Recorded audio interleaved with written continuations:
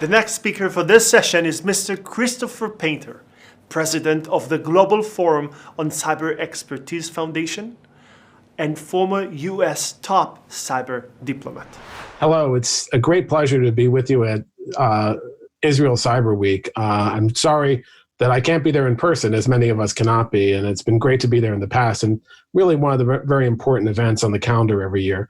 I'm going to talk to you about cyber diplomacy. I'm going to talk to you about capacity building. I'm going to talk to you about accountability and really explain what those things are. I was dealing with cyber for about 30 years now, even before the World Wide Web was created. I was a prosecutor. I worked at the White House. I worked finally at the State Department as the world's first cyber diplomat. And now there are about, 40 countries, including Israel, who have cyber diplomats. And that's a very important thing that I'll describe a little more in a moment. I wanted to just introduce what that means, what a cyber diplomat means, but also why it's very important. And before I do that, I just want to tell a little story. You know, when I was at the State Department in the U.S., like many diplomats, they usually would have little knickknacks on their walls, on their bookshelves from every place they've been around the world. And to be sure, I had a few of those as well. But I tried to make my office a little unique for a State Department office, for a diplomat's office. So instead, what I had was movie posters where hackers or computers were the main characters. And this one that you can see on the screen now, Colossus, the Foreman Project, was my favorite. It was from 1970. It's the first movie where computers took over the world. The U.S. builds Colossus to control its nuclear arsenal, take them out of the middle, and have perfect deterrence. The Soviets, because it was the Soviets back then, stole the information, and they built Guardian, their computer, in the Urals. And the two computers talked to each other. They became self-aware. And to protect humankind from itself, they took away all civil liberties and took over the world. And so that, like most computer movies, was very dystopian. And I had 30 of these around the walls. And so I tried to make us a little different. I also tried to explain to folks what really cyber diplomacy means and why it was important.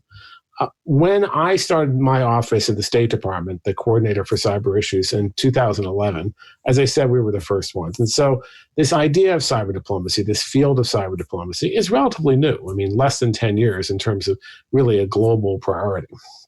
And it's important because we see a number of trends. One, we see, as all of you know, a growing list of technical and policy threats around the world. Technical threats like increased viruses, worms, ransomware, nation-state activity, criminal activity.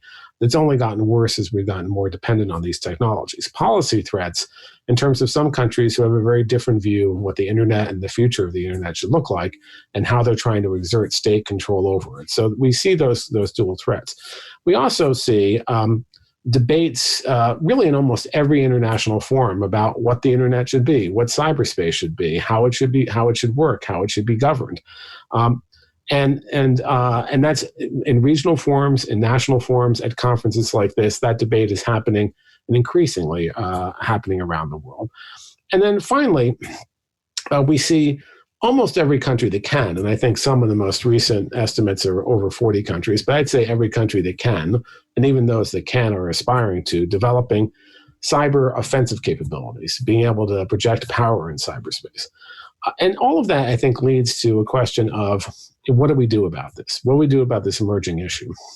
And how do we make sure there's a more stable cyber environment in the future so all the good things that we want out of cyberspace, the economic growth and the social growth, are promoted, while the bad things, the nation state and criminal activity, are thwarted, and we have a more stable environment.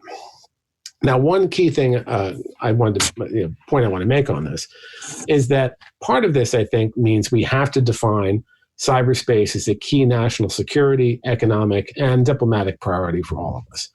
Too long, cybersecurity has been seen as a boutique issue, where you go to the leader level, or your minister level, or in my system, the cabinet level, and talk about it, and they just don't want to deal with it. They think it's a technical issue. And just like you don't have to be a nuclear engineer to understand nuclear policy, you don't have to be a coder to understand cyber policy and cybersecurity and the implications of that for our national security and economic security. So it's very important that we treat this as a true national priority. Israel has done that for some time. The U.S. has, the UK has, countries around the world are increasingly doing that, and that's really important. And treating it as a diplomatic priority helps that transition. Now, when we treat it as a diplomatic priority, we're treating it as a policy priority, not just as a technical. And that's key to raising awareness around the world. And what do diplomats do? What are the jobs of diplomats that translates into making this a greater priority for all of us? Well, one, diplomats engage in dialogue with other countries. They engage in information sharing with other countries. One of the key things that's happened over the last 10 years is dialogues of all kinds between different countries, even with countries that are friends and potential adversaries on these issues. When I was at the State Department, we launched a number of what we call whole of government dialogues. So that's not just the State Department, the foreign policy part, but it's your Defense Department, your Commerce or Economic Ministry, your Justice Ministry or Interior Ministry, just a range of different actors, because this is a very distributed issue and very distributed problem. And now, and we had a whole of government dialogue with Israel as well. And now countries around the world, it's almost become a cottage industry. There's so many of these dialogues, and that itself, those exchanges of information, those bringing together these different stakeholders in an area that's too often been stovepipe, really does help create greater stability in cyberspace. So that's one important aspect. The second thing diplomats do is negotiation. And the negotiation has been key in this area. And I'll get into some of the foundational negotiations that go into stability. But one example is when the US was experiencing severe issues with respect to the theft of intellectual property by China. And of course, the US wasn't alone in this. It really was through negotiation that we were able to reach an agreement with China that no country should steal information, trade secrets or other information to benefit the commercial sector of that country. Now, that was a bilateral agreement with the US. It was then a multilateral agreement in the G20. And I think it really did have an effect on that activity. Now, I think that's kind of backslid in recent years because it's not part of that larger incentive system for China. But it was a real, I think, diplomatic negotiation breakthrough. Then there's using diplomatic tools to actually help combat cyber threats. And this was a new thing that had never really been tried before. So a number of years ago, for almost a year and a half, there was constant what we call distributed denial of service attacks against our financial institution websites. Now, this wasn't like getting into their back rooms or really destroying the financial institutions in some way, but it was really an advanced nuisance where customers couldn't get to websites, information was kind of blocked. It was a problem, and it was attributed, we were able to attribute it to a nation state, to Iran. And so that was a persistent problem that lasted for a long time.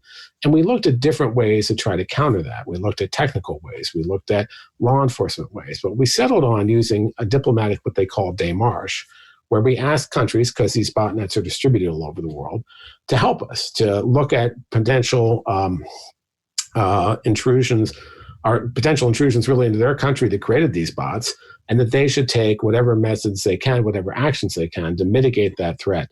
That would help them and it would help us. And that worked very effectively. And then finally, using diplomatic tools to really, I think, build the future for cyberspace, the stability of cyberspace. And that includes making sure that everyone understands international law applies in cyberspace. That's foundational. That we have confidence building measures and transparency measures. That's things like hotlines, ways to communicate, ways to de-escalate possible conflicts. That's been important. And then finally, rules of the road, norms, expected behavior in cyberspace. It is not the wild, wild west. It's not a lawless space, but we need to have certain rules of the road. And there's been a lot of activity there in the UN system on something called the Group of Governmental Experts and the now open-ended working group. Israel has been part of those processes over the years, as has the US, in agreeing to certain rules of the road, like not attacking critical infrastructures in peacetime, not going after the computer emergency response teams. They're like the hospitals or the ambulances on the internet. So really key things. Now, there's also been some private sector efforts in this, including the Global Commission for the Stability of Cyberspace, where I was a commissioner, that came up with a number of norms that applied both to states and non-states, and also really articulated some of the norms that were agreed to in the UN. And there's been other private sector efforts like the Paris Call, so the multi-stakeholder approach to this, but a lot of the discussions have been between states. Interestingly, I think this whole issue has been highlighted, even more highlighted, by the recent COVID epidemic that's really been affecting, pandemic that's really been affecting all of us. And COVID has been devastating in so many ways. But one, possible silver lining is it's made countries understand how dependent they are on these technologies. So we can have meetings, conferences, and discussions like this online, but we also have vulnerabilities. So we have to think about cybersecurity. We have to prioritize cybersecurity. And we've seen attacks on hospitals, attacks on healthcare systems. And that really highlights the need for rules of the road, the need for a framework of international law, rules of the road or norms, confidence building measures that promote stability in the long term. Stability is an important goal, and we've been, as I said, working toward that.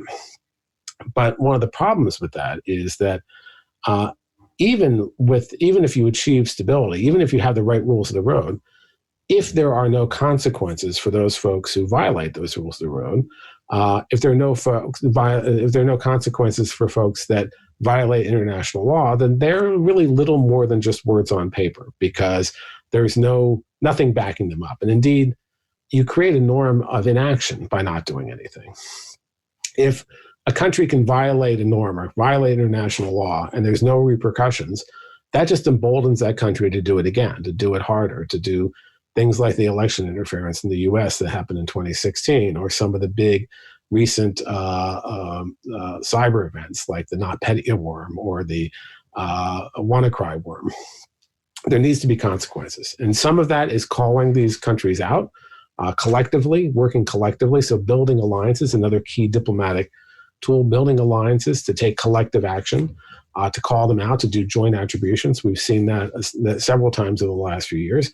But joint attributions are not enough. Naming and shaming will not work for several countries who don't care about that. So we need to make sure that we're taking action together, collectively, to impose costs on the countries who violate these rules of the road, but at the same time be very careful not to be escalatory, not to cause a bigger problem by taking action, but try to really maintain the world order. And that's something we have not been good at in the past. It's still a developing issue. But I think countries coming together, discussing this, and figuring out how we can do this in a more effective way to give those rules, those norms, and international law meaning is important. And again, it's not an easy issue, but we need to do it. And then finally, I want to turn, and before I turn to that, I should say we have seen some good efforts recently. The EU recently used their cyber sanctions regime in response to a number of malicious actions. So we can, I think, build on that collective action internationally, and that's important. The final thing I want to discuss is the area of capacity building. And capacity building is really an underlying foundational pillar to everything else I've said. It's important for countries to understand why this is an important issue. It's important for countries to have national strategies that elevate this issue. It's important for countries to have diplomatic capabilities. But really, at the base of it, a lot of countries don't have that. So we need to make sure that there's capacity building that's designed to help countries around the world do this. I'm the president of a foundation that coordinates international capacity building, the Global Forum on Cyber Expertise. On this slide, you see the gfc.org is our website. The goal is to make sure we coordinate international capacity building on cyber, which includes things like national strategies, diplomacy, incident response, awareness, education. We have about 130 members and partners, including countries, civil society, and the private sector. And it's a very important effort to make sure that we're reaching countries around the world, in Africa, in Asia, in South America, but everywhere, and bringing all of us together to make sure we're filling that important need. This is something that came up repeatedly in the UN and the open-ended working group, where countries said this is something they really need. So this organization, the Global Forum for Cyber Expertise, on Cyber Expertise, is meant to fill that gap and have really a team, multi-stakeholder approach to addressing it. And I urge all of you to check it out and to become involved if you can. So the final thing I'd say is I started my discussion with a movie poster, Colossus. This last picture is a picture of the actual Colossus. This is in Bletchley Park in the UK. And Colossus was the first addressable digital programmable computer. And it was used to break the Nazi Lorenz code. This is the code that was even higher than the Enigma code, the one that was used by the Nazi high command. So this Colossus actually helped save mankind, not like the movie Colossus, which enslaved it. So as we go forward, the importance of diplomacy in this area, the importance of capacity building, all helps us achieve this greater stable environment that allows all the good things on the internet to thrive.